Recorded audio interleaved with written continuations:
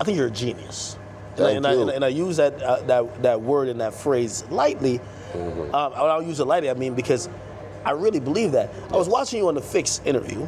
Oh, shout out to Fix. Yeah, man, you really put up on him, and I like. Yeah, man, Fix was crazy. What you said is that you you solemnly believe that the reason you got incarcerated was because of the influence. Of course. Now, I personally believe, you know, I see a lot of people, like when people talk about Putin, when they're talking about King Jong-un, they talk about even when they talk about Donald Trump. Yes. When people always talk about people having power and power over people, and I always say the strongest version of power is influence. True that. So when I heard you say it's because the influence, I said, okay. Of course. How do you think that manifests? Because let me tell you this, Milan Amobi, and I'm talking to a few people. Some still no agree all the way with you. You know what they said? Yes. They said Kartel have everybody bleach out, tattoo. Yeah. And they're talking about your influence. Yes. Was there ever a point that you realized your influence was maybe something that could be threatening? Yes, of course. Because I've never not been influential in my community or in the industry.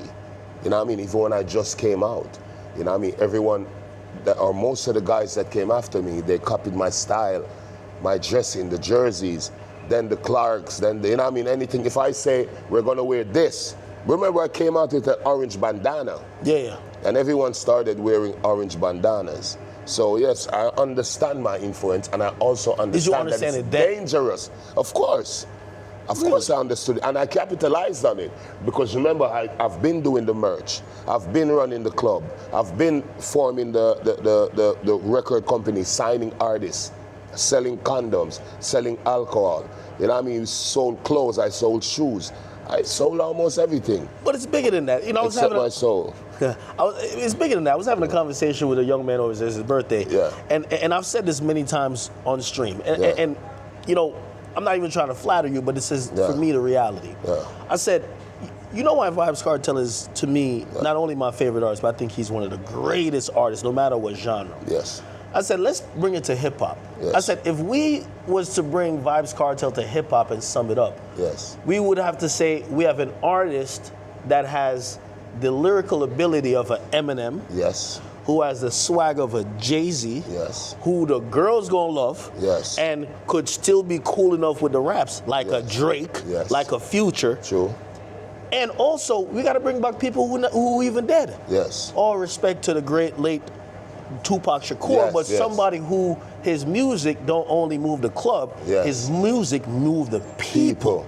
Big difference. Good, I like that. And I summed it up and I said, if you ever wonder why I like this artist, I respect him so much, there's so much different facets to it. Yeah, true that. Did you ever, you know, while it was happening, because there was a point they were even trying to say, when you said Gaza, it was a cult. Yes, true that. Did you ever realize that you were hitting so many bases with what you were doing? Yes, because I planned it. Like I said, you know, I like to plan what I do, you know what I mean, and orchestrate it and execute it in a specific way for a desired result. So yes, I definitely knew what I was doing. I did it on purpose, and it worked. And it was also the reason why I did 13 years in prison and still never lost my influence, still never lost that pulling power. You know what I mean? So yeah, it was that. I always knew that and recognized it. Did you have maybe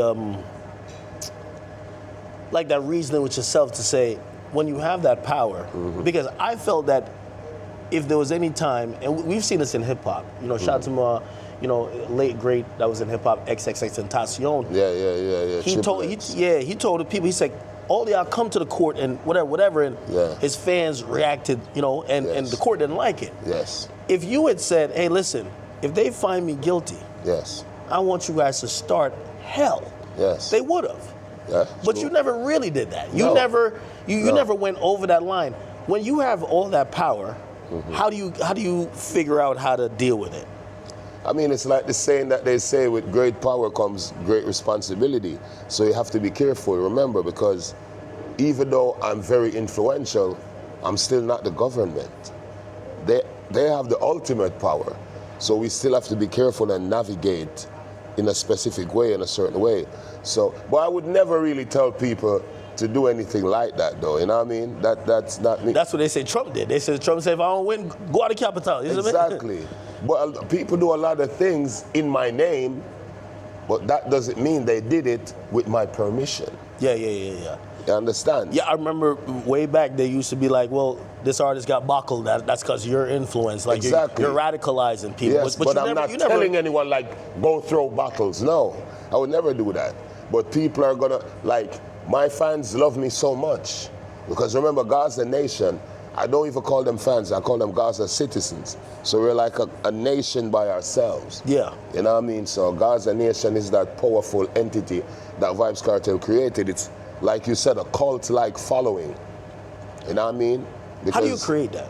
So in hip-hop, there's so many people, they thirst for that. Yes. Because music these days is fly-by-night. True. Where like you're hot for 2 years, maybe 3, and then you cool off. Yes. People want their fans, or maybe you don't call them fans, whoever who is listening to you, to have this undying loyalty to you. Yes. And we don't see that nowadays. So how did you create it? And is it possible for people to draw to an artist now like that? I mean, well, to answer the last question first, I mean, what men have done, man can do. So you never know. Maybe in the future there will be that person. You know what I mean? Because I guess maybe every generation has their kind of legendary figure in entertainment, in sports. Sometimes it might skip a generation. Because trust me, I don't think we're going to get back a Usain Bolt anytime soon. True. You know what I mean? So you're right. That's going to skip several generations. You know what I mean? Oh, by the way, Usain Bolt, remember, we have a race. What type of race? Foot race? What you mean? You're not a race. Never run left him. Come on. Trust me.